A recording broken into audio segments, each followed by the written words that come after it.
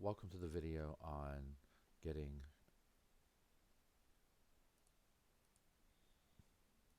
for web system development, getting Git, Docker, and pycharm integrated together to develop with Python. Alright, so two of the things that you're going to need to make sure you're doing is that you have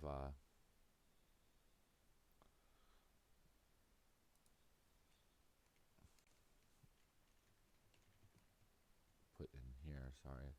You're going to have pycharm Pro, you're going to have Git and Docker running. You probably already have Git installed. And what you're going to want to do is you're going to want to apply for the student license to get an activation code for the Pro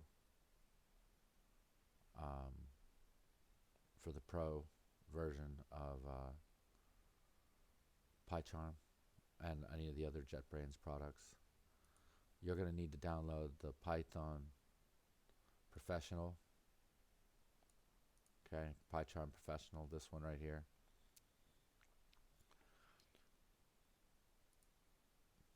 And you're going to need to make sure that Docker is installed and running.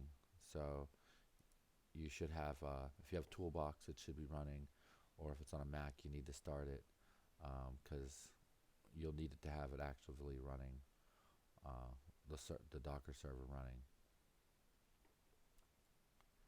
So the next thing that we're going to do here is, and we can sort of start from scratch, is we're going to use an existing Git repository, and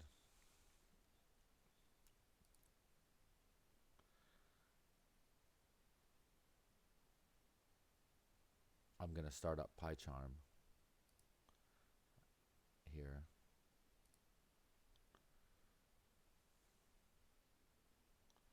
And while it's starting up, this is the repository. So I'm just going to clone it with HTTPS, and what we're going to do is go to VCS, check out from version control, and go to Git, and then I'm going to paste the URL in, and I'm going to have to change it, but we're going to clone it.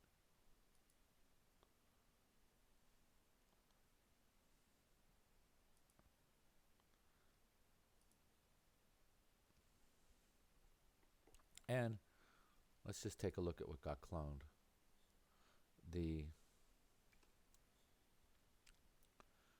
This is the script here. It's the same one we used initially whenever we did Docker demonstration. It's just the barcode script. There's a gitignore file here where it has .idea and v added to it. The gitignore has these two. The .idea file is the JetBrains hidden configuration files in the project. We don't need to track those, and we don't need to track the virtual environment here. And we have the Docker file itself, which is going to install Python 3, and it's going to take the code in the source folder and move it to a source folder in the container. It's going to run the install for pip, and then it's going to run the Python command, and here's the directory that it's going to run. See src on the container, and src here, and then myscript and myscript. So it's going to go into the container and run this script.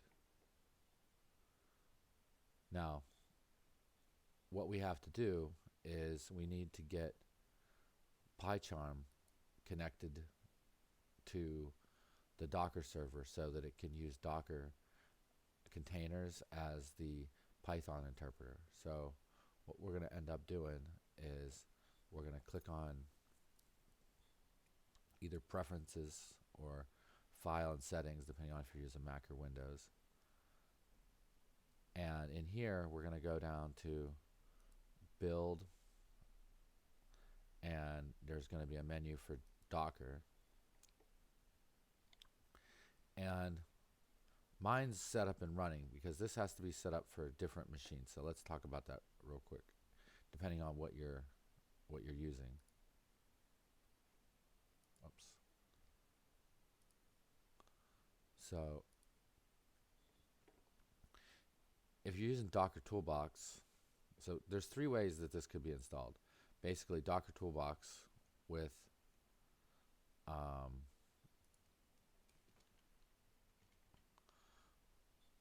Windows not for Windows when it's not Pro, like Windows 10 Home, Docker Native Desktop, where you have a professional version of Windows, and then Docker for Mac. These are basically the three ways.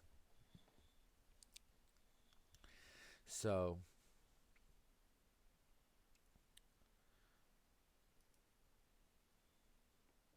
I'm gonna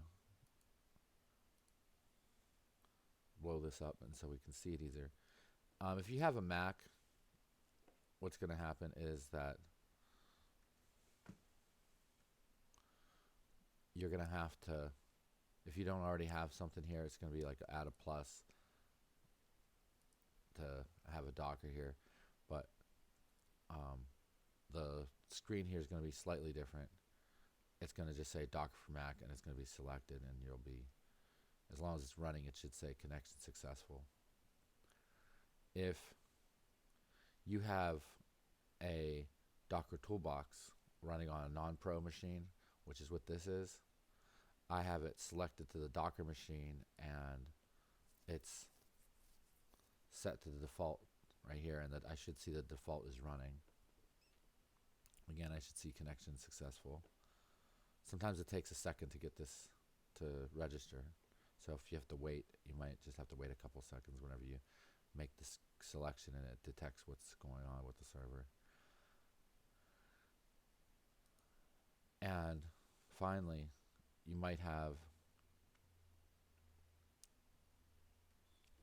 Docker's Windows, Docker Desktop, Docker Native, and there's one thing you need to check is that you need to restart the Docker Desktop and see that it says expose daemon on TCP port localhost. Daemon's a server, another name for a server.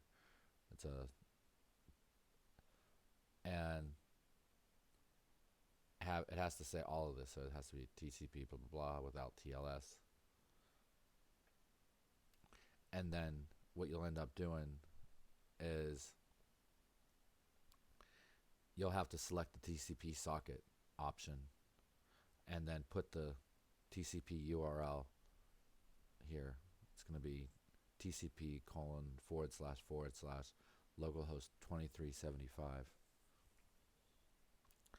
And once you do that, you'll be set. So basically, you're going to want to set this up first. Get this daemon exposed, this daemon running in the Docker settings or the Docker desktop, and then you'll want to come over and get it running here.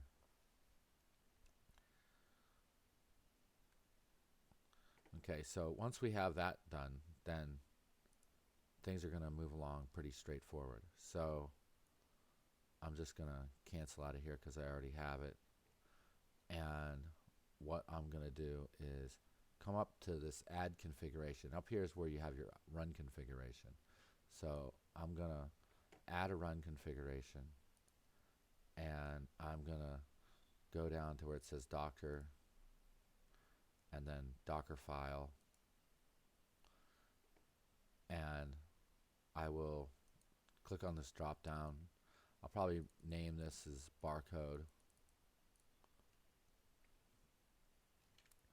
That's just the name of the run configuration.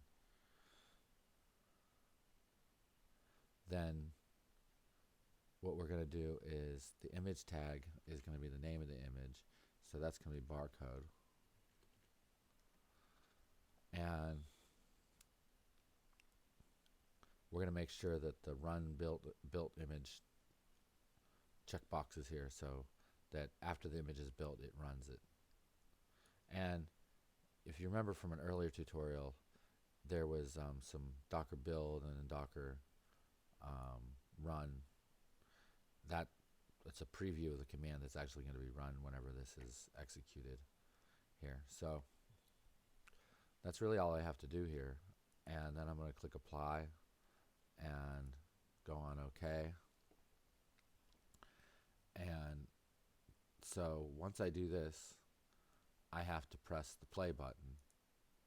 And that's going to bring up the Docker console here inside the IDE.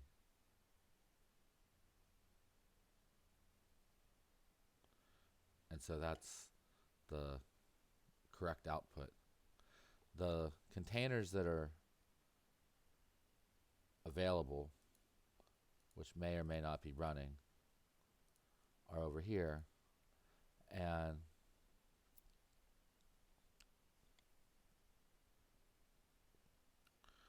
you can see that. You can see the deployment information. The log is like the console that's showing the output. You can have some other information here that aren't that important here, but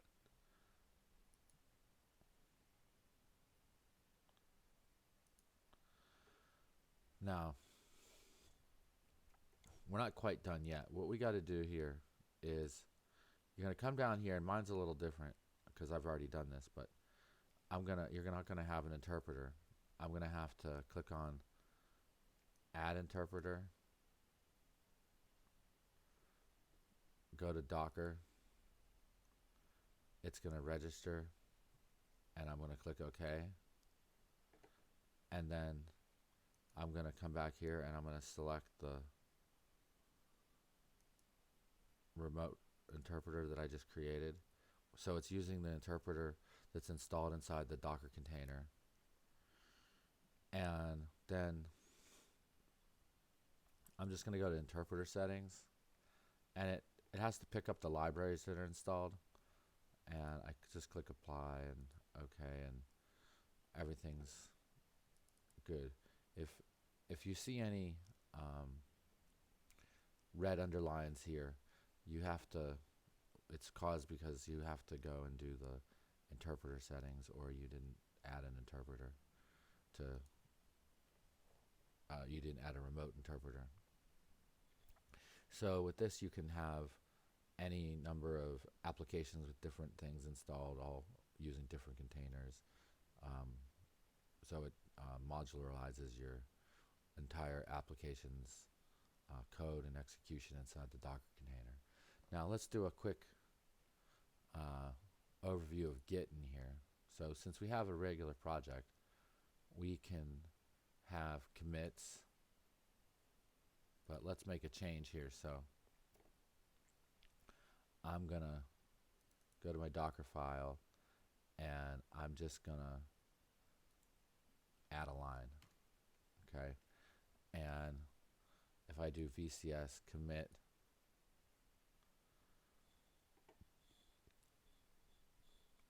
these are the file. This screen's important. This is how you set up your commit. So basically, this is your git add up here, where you pick the files that you're going to be attaching this commit to. And then be like task added space to Docker file. Added line. And I can uncheck all of this. We don't need any of this stuff because it slows it down sometimes. And here it shows you the old version and the new version, kind of like comparing what's going to happen. And I'm going to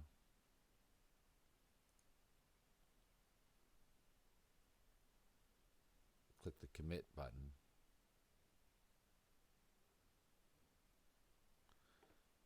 So once I do that, then if I wanted to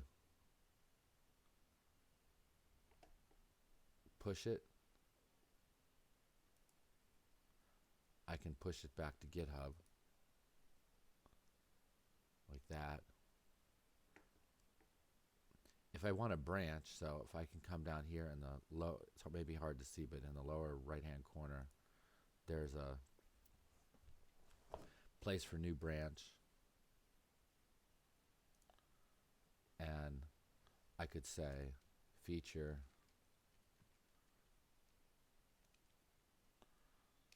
or let's say remove space. So we're going to undo what we did.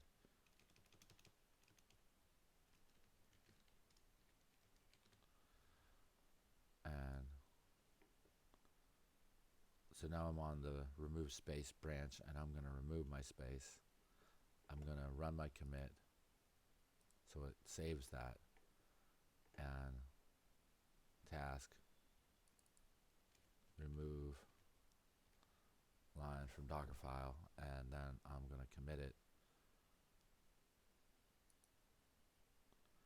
And then if I wanted to merge, I come down to this.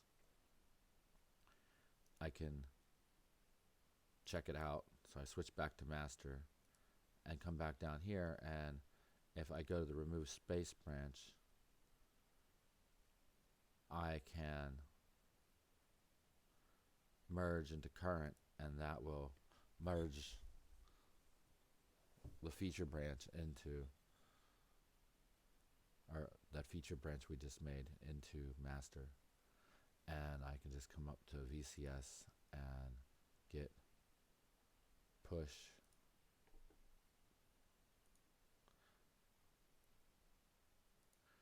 here. With git, I can come and you can see your remotes. You can clone, which would basically start a new project. You can push, you can pull, you can branch here as well. One of the things that's nice is that you can start a project here. You can load a project with checkout from version control. You can import into version control, and if you started your project locally, you can actually just go share project on GitHub, and it will have you log into GitHub, and it will push the project up and create the repository on GitHub and give you a link to it. We have, let's see, one problem that some people had was that they didn't have a Python interpreter, and so this menu on their local, which it doesn't matter, this menu wasn't appearing. So if you can't find in the lower right hand corner the Python interpreter, what you're going to want to do is to go to settings and then go to project interpreter and just select the project interpreter this way. Okay, so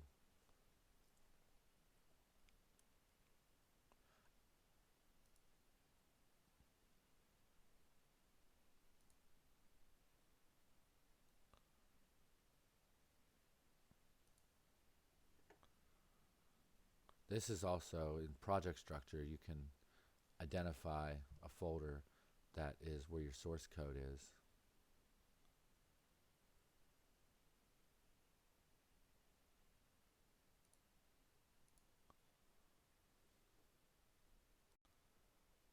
So this is my source code folder now. Change the color.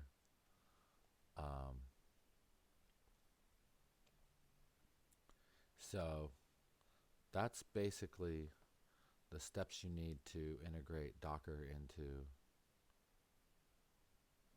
Git, Docker, pycharm all together, so that you can use a graphical user interface to do the things that we've been working on over the last few weeks. This should make things move a lot smoother and be easier for you. But now you know all of the hard commands, and this is going to make things a little bit easier. Or you've been struggling a little bit probably to learn some of the new things. And well, I'm gonna sign off for this video and just work on the homework assignment that has been created for this unit.